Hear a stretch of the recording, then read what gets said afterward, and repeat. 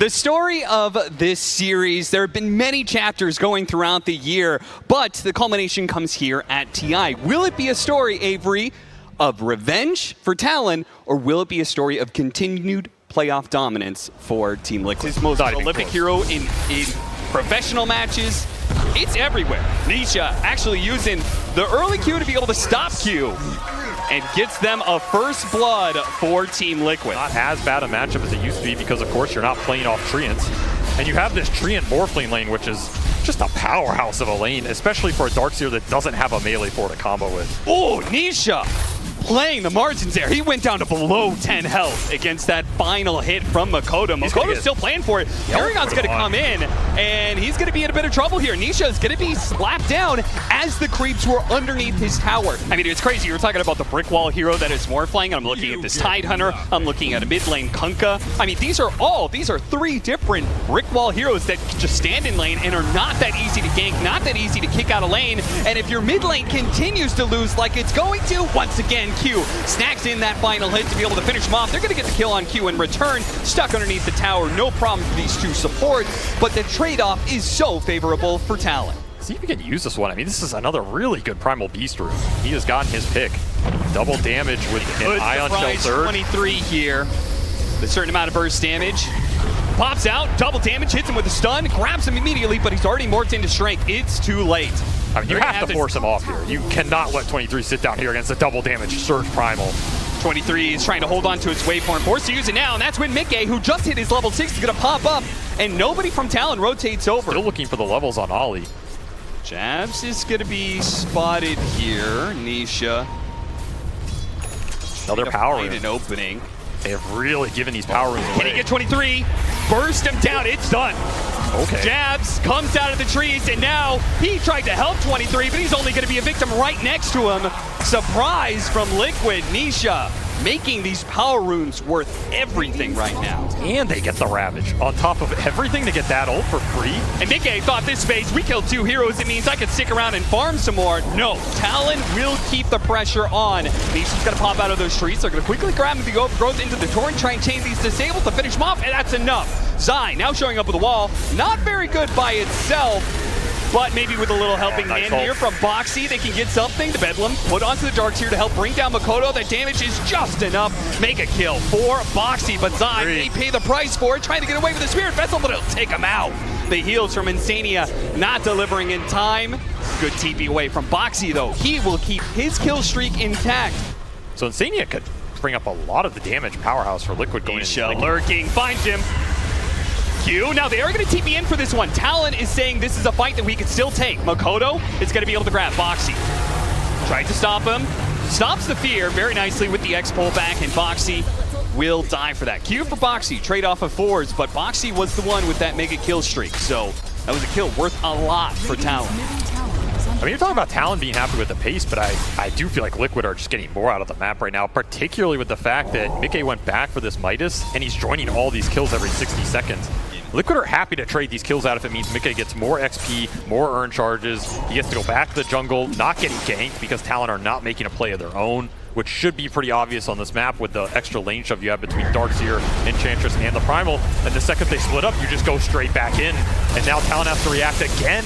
Yeah, they already used some of their TPs to come down to this bottom lane. There may not be the same kind of reinforcements, but maybe 23 is all you need. Shows up, turns in the Primal Beast, and brings down Nisha, chasing after Insania now, who's now in no man's land, goes for a desperate TP out, but the overgrowth is there to stop him. Liquid overextending themselves, thinking they had an opportunity with Makoto being unable to join the fight, but it's quite the opposite. 23 is more than willing to take that engagement. Abuse them with the lane shove advantage you have right now and get some big core pickoffs. That's going to put you in a nice position because this is a lineup that wants the ball. TP coming in from Q to help out here. This is not an easy kill. In fact, Midgame is going to be able to make even the odds, 2-2. Zai trying to get away with the Surge while Midgame wants to finish off Q. And now Nisha is going to join in on this party, making a 3-on-2. Makoto, he pops a blade mail. He's pretty tanky. Is he receiving any help, though? Doesn't look like it. Liquid will deliver more numbers. Makoto is forced to use the BKB. The first one of the game, so down to 8-second duration now. Yeah, not the first BKB he wanted, especially being level 13 already. You know, buys more Midases. Everybody knows this. 10-10 here as we approach the 20-minute marker. Team Liquid, very small lead, 1K, pretty much nothing. They do hold a bit more of the map, and they do have, I guess, the Midas advantage, the 1-0. He's going to walk into Nisha and casually vote him. Now Nisha doesn't have a BKB. He's going for that Blade Mail Heart build. The magic damage could control him with the overgrowth. It could not get there in time. Ollie, of course, canceled it, knowing it wasn't going to be there, so that's fine. They still have that objective. That's why they're trying to smoke up and catch more. They seem to be pretty confident about taking a fight right now. No vote to take this fight, however. They just burst down the Train Protector, but at the same time, great Ravage. 23 shows up with the Primal Beast form. Oh, he got feared rumble, he got feared up, and he couldn't actually stop it. He cracked and shells, gets jabs out of there, but he's blocked in by trees. Q is trying to make his own escape, but it's denied by Boxy. But they don't care about Q. They want the big watermelon. They're going to try and burst him into pieces here, gobble him up, and Nisha will take him down. Oh, Nisha just gets a free fight off of a weird initiation by Talon, just jamming the Morphling into the river. They get stuck in a wall. It's going to be tough for some of these supports, particularly Q. Might have the roughest time here. 23 uses the waveform here to try and farm this hard camp. Could be in trouble. Run over by Nisha. Try to get him with the fear. He does manage to get off the Shadow Rump. That'll protect him for a serious amount of time. Pops Manta, waveforms away.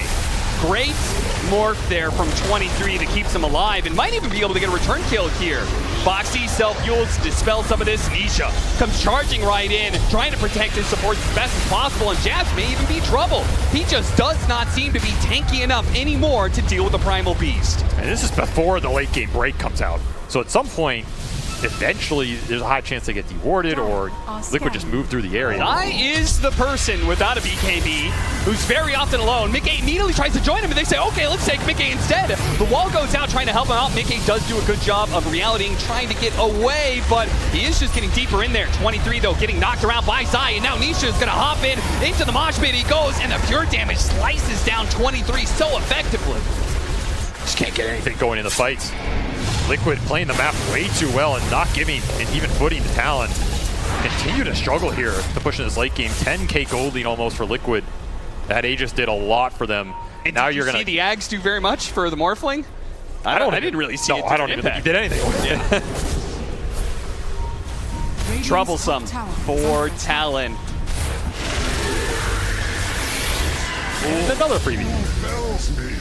I mean, this is the part that is disgusting about Spectre now, because 60 seconds level 1, but 40 seconds level 3, every fight. It's long range Gush, you have the Torrent Storm and the pullback there. There's going to be literally wave after wave of Gush and tidal waves blasting out from Talon. better be ready. I mean, you also have the Spirion Ags that Q picked up. So if you drag Liquid deep in your base, they all get rooted under a Torrent Storm. It's potentially pretty devastating. It's a fight that you're going to have to play it slow. Yes, because you can't just commit it into the BKBs here. Yeah. It's all about getting these BKBs out early for both teams, honestly. And another pickoff. Mickey just pushing towards a butterfly. Yeah, our time in Southeast Asia is definitely well prepared us for this moment. Yeah. I never would have seen it coming. Finally, they smoke. As Talon decide enough is enough. They will not wait for 23's MKB. Mickey immediately jumps onto Jabs just like all the times before. They don't want to go on him though. Yeah, it is tough to bring down this Spectre. They're trying to get Liquid to overextend perhaps, and Nisha, he'll oblige, jumping right in there. But again, another target they simply don't want to go for. Trying to bait them in deep for this Ravage. But, I mean, Jabs, they see. Oh, he tries to go for the Ravage, but it's not good enough. And now the shots, the rainbow shots out from the Enchantress raining in. Jabs going to be punched to death. Zai, I mean, the damage will eventually come in. It's just a question of who else is going to be joining him in the grave here. Mikoto is forced to use the BKB, and they don't have anything to pierce that one. Losing 2 on the side of Talon. They took about 5 steps outside of their base, and it immediately goes all wrong. This is why they were so hesitant to do so before. And no buyback on Jabs, no Ravage even if he had it. Should be multiple lanes here for Liquid. Heals are way too tanky. Liquid have been playing impatient, just waiting for them to make a mistake. And when they finally did, they're going to take a lane of barracks. They're going to take even more. Mikoto dies now. 23 going to be in some trouble, but the BKB protects him for now. They'll be able to get back to the mountain, but Liquid, they can dive tier 4s and it doesn't matter. You have to wait for everybody to be up here. I don't know if this game's still going to be going by the time your Kunk goes up. Yeah, at this rate, the way they keep on losing heroes, it's not going to be a lane of barracks. It's going to be... Okay, there's some damage. 2, 3. I mean, this Shadow Realm it does do some work here if 23 can get a full round off. Yeah, there's the obvious Ag's answer for the Morphling. It's just, how is he going to be able to catch Boxy to turn into this? Get the jump in, he's get those shots from the Shadow Realm. Torrent comes out, backing with Nisha immediately with the follow-up there. This could be the killing blow as they grab that Kunkka, slam him down, but it looks like maybe they're running out a little bit of steam here. Now they're getting pulled in. Nisha still, he held onto his BKB and he's getting out of there. Meanwhile, the buildings are dying on the side of Talon. They can't exchange buildings like this, a full lane of barracks just for a BKB. They've got to get a little bit more. 23 is going to try and get something for the Yule Scepter. It stops him almost immediately. And the burst damage is just too much for 23. 23 knows he needed something there, and he just gets met with the stone wall that is this Liquid lineup. They have every answer. There's just no room to operate. And yeah, that is a very convincing game one from Liquid here. Was not the fastest game for them in the tournament, but very methodical, right? And I feel like if you look at this game as a whole, it's just Zai. It's Zai with an incredibly free laning phase on a Darkseer. He doesn't have the greatest combos to play off of, but it almost doesn't matter. The Grease pipe timing is way too strong. And then when she has like her BKB so on, they can just Manta, they can just fight and bowl and take towers. Storm is so good here. I want to see Storm real bad. Yeah. Good work. Stormsphere is going to be that last pickup. You're just trying to scale, right? You have Phoenix, Zeus, Shaker, Terrorblade. It's all about the late game team fights here. You're going to be a powerhouse if you get there. At the same time, Liquid, they have a lot to combat that team fight with displacement with the Tuskar, and if you give them a first blood again... The second first blood of the series going to Liquid once again. Or fresher Kaya build-up, sure. You know, there's not a lot of Zeus's going the man to lightning hands. I'll man up and be open about it. Now, is that correct? I don't know, but... Rotation from Q surprises Nisha. Really nicely planned out TP there. Instant bottle refill. So Nisha has massive resource advantage on Makoto here, but he's arcane bootsing up. I mean, this is a contest for sure, or at least you're going to get the 50-50 and DD top. Really nice news for Talon. That is a rune that Nisha really needed here. Nisha's going to fight for this one. Thunder God's Wrath bursts down the Tusk, and looks like Insania is going to be in trouble as well. They only need a couple more hits, and they will easily get back. Makoto walks away, hops away with the double kill. I mean, these lineups can be slow, but if you get support levels, they pick up a lot of pace and nice Fisher cancel. Oh, things are beginning to turn badly now. Now, he does have a lot of stick charges and a Lotus, but against this many heroes, they rotated so much on the side of Liquid into mid. The Midgame has no help, and there was even 23 coming through the portal to make sure the Luna's going to die. He doesn't have a lot to fall back on. There's no Ancient XP, and then you get that Wisdom Rune denied. It's like the cherry on top here. You have a lot more breathing room in this game for Talon to get these supports to their ults. And play around Makoto, who's giving Nisha absolutely nothing for free. Yeah, who's hunting who in this game? They're going to jump on Makoto here, but the slowdown attack speed plus a beautiful Fisher. They do have the Dawnbreaker, though, and that's going to be the extra bit of help that they need to be able to burst down Makoto. Nisha commits. Can he finish him? They do. Zai managed to bring him down, but Nisha's going to have to give up his life for that one, and Jabs is on cleanup right now. 2 kills already. Look to chase after Zai, but Mickey does manage to, like, dissuade Talon from keeping that aggression going. Just jam the levels into you on your side of the map, especially into Dawn ult, where the counter initiation is a way Liquid can come back. So you're not on some crazy clock here for Liquid. It's just, that was not the start you were hoping for. And you're still looking for some action here. Only 3 kills in 11 minutes. Jabs. He's been playing so forward in this lane. They're going to bring 4 heroes to bring him down. Team Liquid, they really wanted to get this punish on Jabs, and they do get it. It cost them quite a lot, though, in some ways. But you have to make these kind of moves to get Boxy in the game, right? Otherwise, this Tusk is just sitting level 4 forever. He's way too important to your lineup. I will say that the aggressive component of the Luna Shard in this game is not amazing in the early game. Maybe in the late game, like, if you can get on top of the Bristle and you hit him with it, but Terrorblade is not going to be on top of you. He's going to reflect you, hit you from far. Zeus is nowhere close to you. The Phoenix Shaker are nowhere close, right? So it's pretty much only for survivability. I feel like it's not that great early in this game for Mickey. I think you just go better survivability items. Like, you really want Butterfly or Satanic or some sort of timing like this to fight into the TV Zeus. It looks like he's gone through that same thought process as his build has changed, but he's going to be caught. Q revealing himself with a Blink Dagger. Jabs, he'll die at the same time. So the teams were making moves on both sides. A 4-man gank kills the Bristleback and kills the Luna. Nisha will sneak away Wisdom Rune before the rotation can come from Talon. So, I mean, that is a weird position for Mickey to be in alone, right?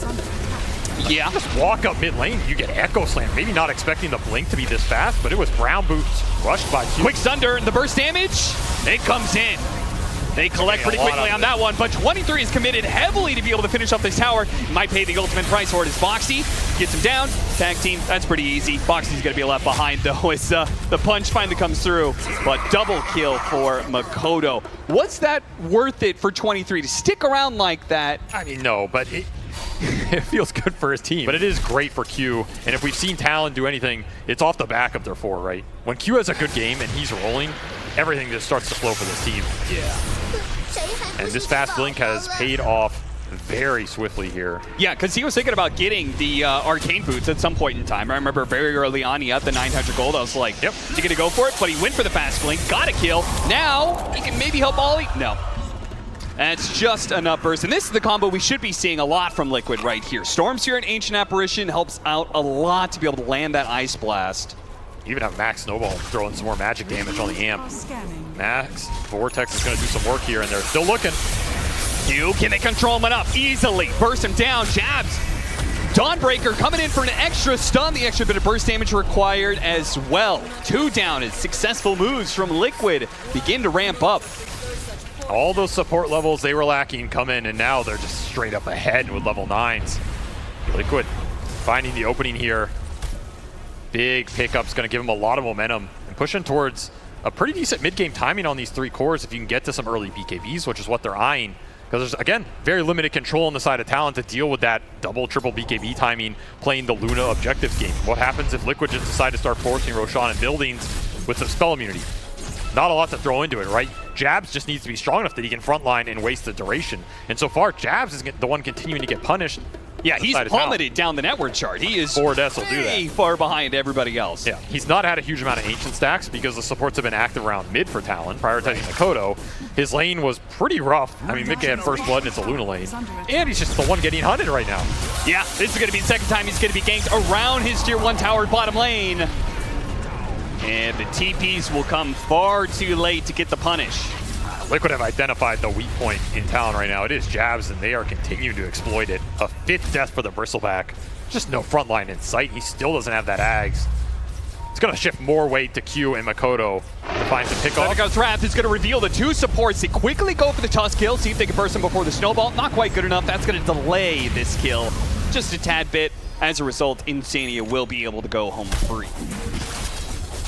Manta Lucian's going to be pushing down all these lanes. He also just picked up the shard. Jab's going to be caught here, pulled back in. Again, the double global ultimate putting to use every single time they're thinking about this Bristleback kill. They are just not letting this hero get off the ground, not letting him get to this Aghanim Scepter. Radiant are scanning. Well, that just means it's all the more important for Team Liquid to be set into tempo, getting the initiation, and they're going to get some information here. Talon inside the pit, 3 of them caught in this Ice Blast, but it's only Nisha who's nearby. They go for the Zeus. They found an opening here. Boxy scouted out Makoto alone, and Talon, with the rest of them low like that, no way they can complete the Roshan. Aegis half duration. This is a Scotty meta timing for 23. You let Liquid go here, you are conceding Roshan. And Q is looking for an opening somewhere here. Looks like with the Fissure, they might be able to finish off Insania without committing much. Couldn't get the blink off. This is normally when I think you'd be looking to force the fight. Well, a great win for Talon then is taking an Aegis into the hands of 23 Savage. Can you find an initiation on the map right now if you're Talon? Because you really wanted to, and instead it's Boxy almost Makoto. Oh, Makoto. Somehow, Ships in the Night just passing right on past Boxy, who, again, they are hunting Makoto when they get the opportunity, but now it's Boxy, who has been spotted by Makoto instead, and likely going to be dying inside of this Nimbus field. I think Liquid are fine with that because they have the Storm. So you just jump in with Storm. If you ever get to an Ags and you get this AoE Vortex with a BKB Storm going in, there's no real counterplay. If you ever catch 2 or 3, you're just going to gobble them up with the Dawnbreaker coming in, with all the minus armor, Zai's building especially. It's not amazing versus the Terrorblade, but it shreds everybody else here. Deso into AC for the Dawnbreaker. Tag team over all of it. I mean, you're going to disappear. And 23 decides a minute left on this Aegis is enough to go high ground. This is an aggressive high ground. I like this. I mean, honestly, keep Team Liquid honest. They're trying to push down your tier 2. You've already taken the tier 2. Let's put some damage onto that tier 3. Nisha sticks around, finishes off finally, but guess what? Your tier 3 is now dead. How much do you want to push this? How much do you want to try and set up on the other really side? Giving this up? Yeah, this is a lot of space Liquid's giving them. They're finally going to start coming back, but maybe it's a bit too late for this range barracks to survive. 3 racks for 23. And he's still halfway through his meta. Oh, Mickey's just going in with Silverhead. Trying to get a little bit of scouting, but Q, who they wanted, managed to get the TP away. They do have the Dawnbreaker ultimate. They all managed to hop out of it, so no chance there. 23 is beating back Midgame. Nisha goes for the kill on to Q, diving with his BKB. Actually, the last second of the stun, not quite good enough. Still, though, Talon are retreating successfully, even if it is a 1 for 2. They don't get caught too much here. They've walked away with a kill on the carry. Look at the ward. Boxy sees everything right now. Gets the punch up in the air, quickly bursts down Ollie. With Zai coming through, a beautiful hit from the stun and getting good damage in, but the BKB just came in for 23. Savage got stunned up though. He's gonna be maybe losing his first life. He pops it now. BKB trying to commit to the kill on Zai, and he barely gets it, but there it is. The life goes down, Zai's gonna walk away. Now he doesn't have a BKB on his second life. This is bad for 23, bad for Talon. If they could have gotten away, but Team Liquid will not let them escape. Boxy just plays the long game and reaps all the reward here. I mean, maybe there's a reason they've been very successful all year, you know? Yeah, wait, somebody would shut the hell up, Mickey. Yeah, maybe. I mean, where's our carry, guys? That would have been the comment for sure. Boxy leading the charge off the smoke. He's going to break some smokes, and that gives an opportunity for the jump in from Nisha, but they pop their BKB on Jabs. They didn't quite finish up the initiation onto the Earthshaker, or maybe they do get him. Pull him back in. Once again, Dawnbreaker comes in to finish off the job. Zai goes for the kill, and he'll bring down Q. They can't do anything about these BKBs. They're trying to draw it out, but oh, Ollie's going to join him. In the afterlife, just too much burst damage. Now they pursue. Without the support there, they're feeling okay about this, but they've lost Boxy. Perhaps too aggressive. That was a little deep, because you could have gone a survivability item here if you're 23. You could have gone something like Satanic, even into the A blast. It's not really been hitting you. But they got it. Oh, Jeff picked up the Aegis. 23 isn't going to have that extra life. Is he going to be fine, though? Mickey tries to get in there with a BKB, but he... Oh, Satanic! Oh, wait, Midgame! He managed to push through both of those heroes, 1 versus 2, and the rest of Talon are crumpling to the initiation of the Storms here. Mako's going to try and get away, but remember, this was an all-in. They took away the Aegis. That means 23 can't join in this fight. They buy back, but for what? The supports will not have cores join them in this second part of the fight, and they're just going to be hunted down now. Diebacks on the side of Talon. Oh no, Talon, what have you done? Bristle head up. You could see Midgame was pushing forward there. Yeah, I mean, he wanted to hit tier 4s. You know there's no meta. Yeah, he just picked up that MKB. You could probably guess at least no meta, but maybe no buyback. That is not a man fight that 23 expected to lose. He picks up this MKB to win that. He said it goes horribly wrong. You just might get mega here. 7 seconds on the Terrorblade. No shaker for 20. This is the power of Luna. You break these tier 3s, it opens up everything. They might have to throw some bodies in there. It's not looking great. Jabs, he just has to do something about this. Mickey's going to take Megas, otherwise he gets the BK, gets out. He's fine. Everything and more as Mickey makes up for that team fight earlier and clears through the entirety of Talon's base. Been in a couple positions. Megas on a TA. Yeah, I mean, yeah. Liquid, no stranger to a Megas game, and they'll find, lo and behold, first down of Jabs. He's been a target for Liquid this entire game. These constant pickoffs. And they only need 1 pickoff to really open up the door to hitting these tier 4s. Particularly scary against the Luna. He gets these bouncing glaives. You need to change that a little bit. BKB immediately has to be used by 23, but he cannot hold anybody in place. BKB meta and a buyback from Jabs. Liquid just got away with so much there. Jabs used his buyback earlier. I mean, number 10 for him would be a death sentence here. BK gets close, pops the break. He gets off the BKB, though. This time around, the Fisher is really nice. He has Vortex on to 2. They're going to turn around, try and deal with the Supernova. Mickey's hitting it. He's able to get it while they've also finished off the Terrorblade. No Thunder opportunity. They pop the cheese on Jabs, but without a Terrorblade, there's really nothing left for Talon. They're going to call it here. GG. Team Liquid continuing to have Talon's number in playoff series. get yet another victory. And that was one of the more dominant ones of the year, really. Like this game too, especially, it looked a little shaky in some of those fights for Mickey, but look at these net worths, the way Liquid are playing the map, they are just getting so much more out of these periods. And there's just no momentum being built up from Talon in this series. It felt very slow, very clunky, and you got to feel for the supports in this game too, right? Nisha just had their number the entire time.